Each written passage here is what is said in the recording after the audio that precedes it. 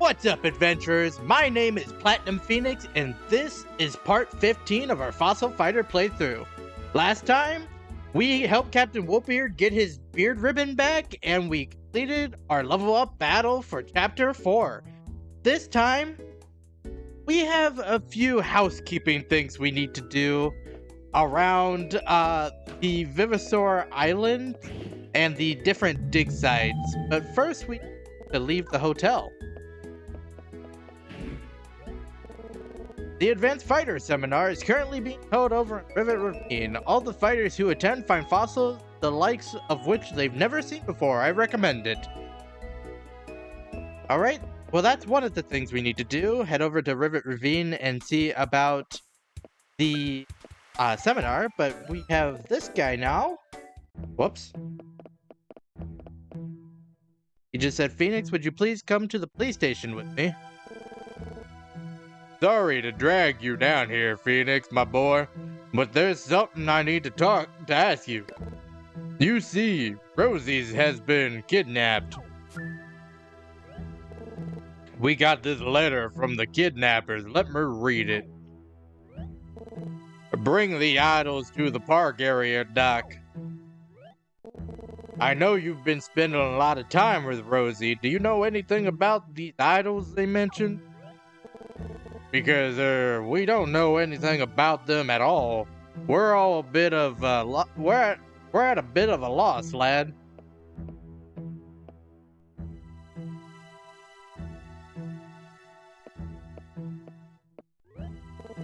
Anyway, Phoenix, thanks for your time. Sorry to bother you about this. You can go home now. I wonder what'll happen to Rosie if no one takes those idols to the park area, Doc.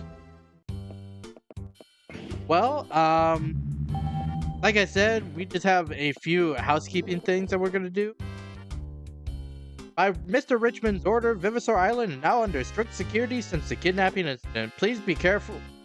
Please be careful out there anyway.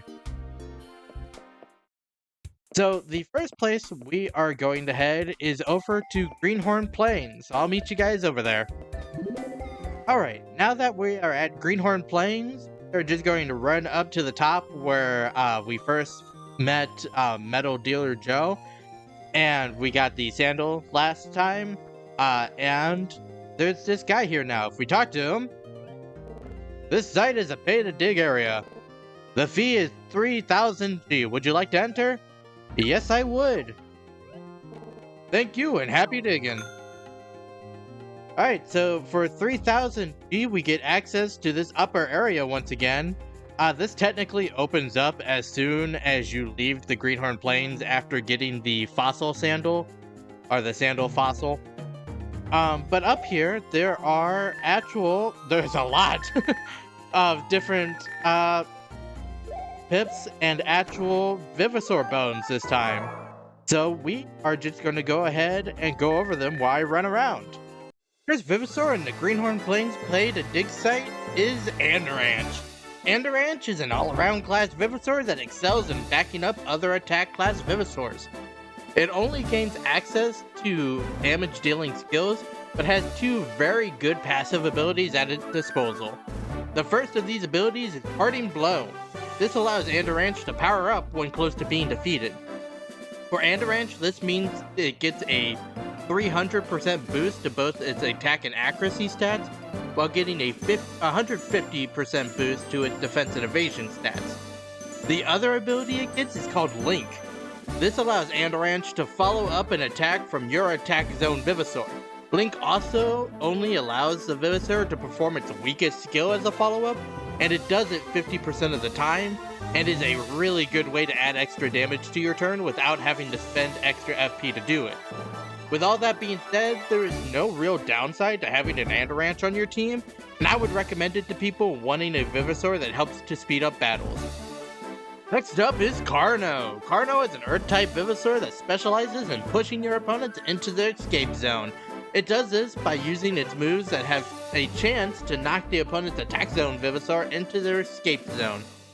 Carno is also known as a lone wolf. This means that Carno is one of the few Vivosaurs in the game that does not have access to team attacks. This is something to keep in mind, but with Carno's large attack stat and ability to recover its own life points, it's not the biggest deal in the world.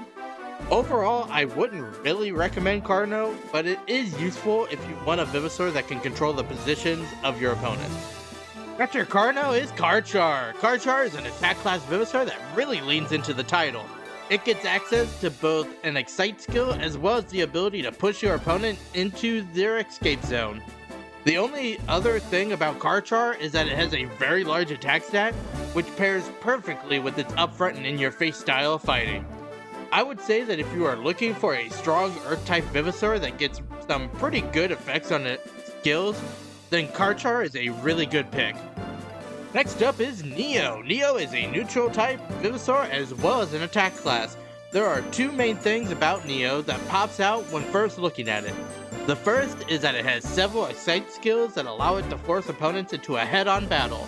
The second is that Neo has a lower than average defense stat, which isn't great since Neo will be taking neutral damage from any attack since it is a neutral type.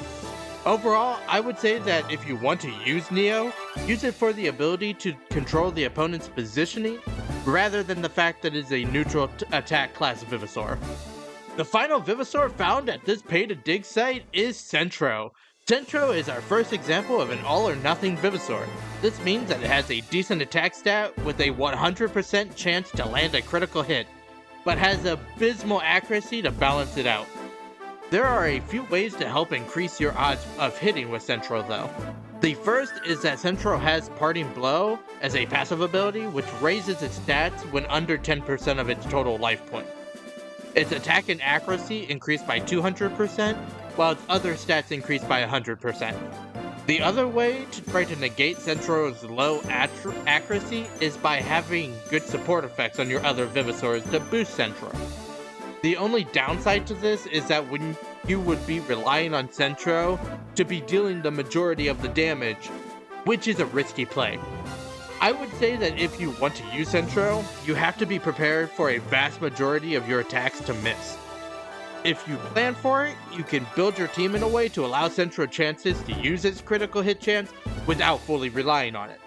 Due to these restrictions, I can't really recommend using Centro, but it could be a fun build around if you wanted to. Alright, since we are done with the bios in Greenhorn Plains, we are now heading to the Rivet Ravine to see if we can do this seminar. So let's talk to Samonaro. Hello again. Dig up anything good lately? Oh, hey, did you want to attend another seminar? Get more out of your digging? Sure, I'll attend.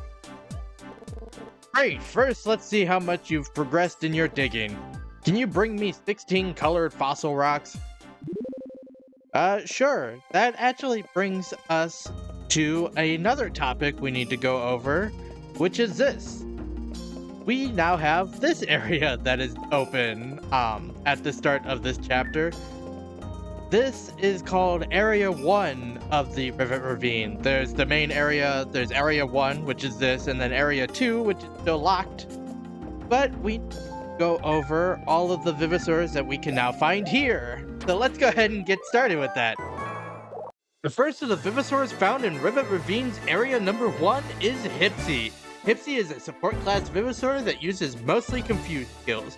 Hipsy also gets access to an ability called Life Charge that allows it to heal any of the Vivosaurs on your side. This, along with its really good support effects, makes Hipsy a really good Vivosaur to put in the support zone just to give aid to your other Vivosaur. The downside to Hipsy is that it has abysmal stats almost across the board. This means that it can't really deal damage, take damage, or evade damage very well at all. I would say that Hipsy is for the players that want a purely support-based Vivosaur and are alright knowing that it can't really do anything else. After Hipsy is Goyo. Goyo is another long-range Vivosaur that only gets damage-dealing skills. Goyo does have the ability to use a special team attack if it is paired specifically with Patchy and Stiggy. The main downside to that is that all of these Vivosaurs only have damage dealing skills, so that if one is knocked out, they lose the only real reason to have all three of them teamed up in the first place. I would say that if you like Patchy or Stiggy, but wanted them to be air type, then Goyo is exactly that. Next up is Metria. Metria is an all-around class Vivosaur that acts very similarly to an attack class. It has a decently high attack stat paired with a middle to low defense stat with mostly just damage dealing moves. All of this is to say that Metria's main purpose on a team is to be buff and hit things hard, which is not the worst thing that a Vivosaur could be used for. Overall, Metria is good for causing decent damage over the length of a fight, but also has alright support effects if it needs to be switched out of danger. And the final Vivosaur found in area number 1 is CMO. CMO is an attack class Vivosaur with stats almost exactly the same as Metria. CMO gains access to both a Scare skill as well as an Excite skill.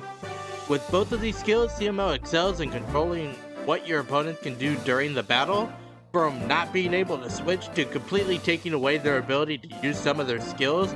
CMO is really good at just stopping things that you don't want to happen from happening. This is also the main reason that I would personally recommend CMO. It isn't the strongest, but it is a reliable fire type Vivosaur that just gives you the tools to control the flow of battle.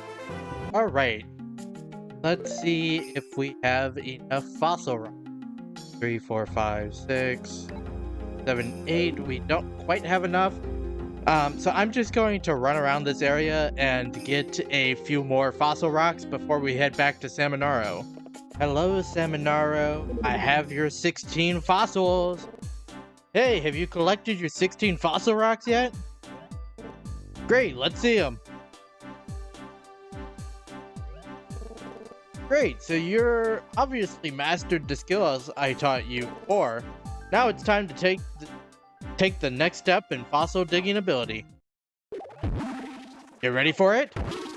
Here it comes! The fire hose of knowledge going straight into your brain! The Kazooie! Why does everyone use lightning? The Dig-a-Dig Chief uses lightning, Captain Woolbeard used lightning, this man uses lightning. It's just weird, alright? But we can now dig up dark fossils.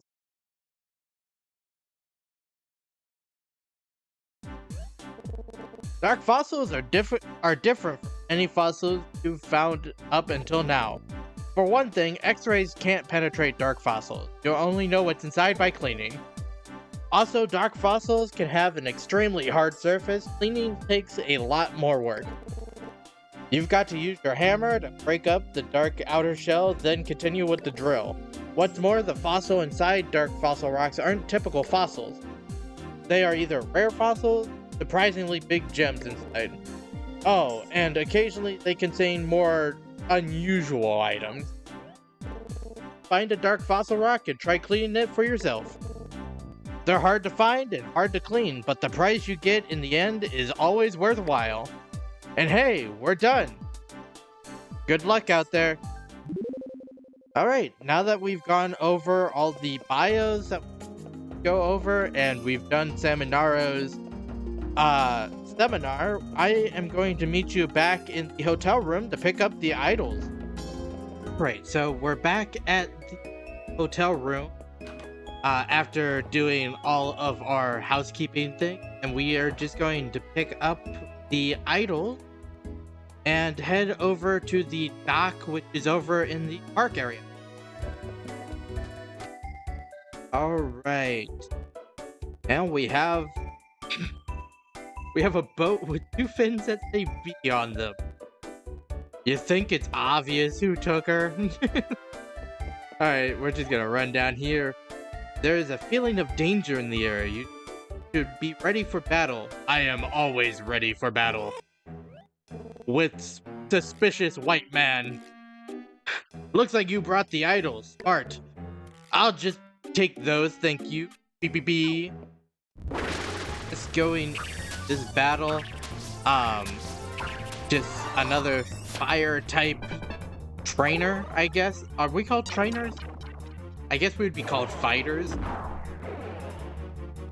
But there's not much to say during this fight. It's just a regular BB soldier. So I think we're just going to speed this fight up.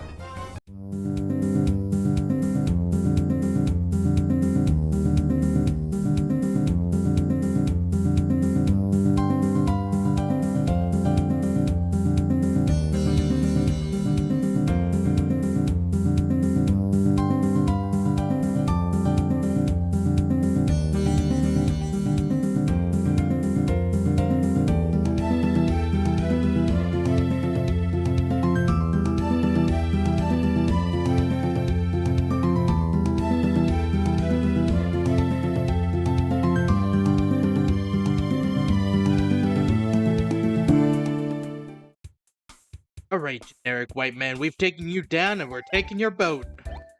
Oh, it's auto. That's very convenient that they just have autopilot programmed into this boat that'll take us directly to where we need to go, which is the BB base. We're just gonna run up here, and I think since we have to go through the base, that we'll just do that next time. So I hope that everyone enjoyed this episode. If you did, make sure to like, comment, and subscribe to the channel. And next time, we'll be going through the BB base and seeing what is all in here, and seeing if we can rescue Rosie as well. But until then, happy adventuring.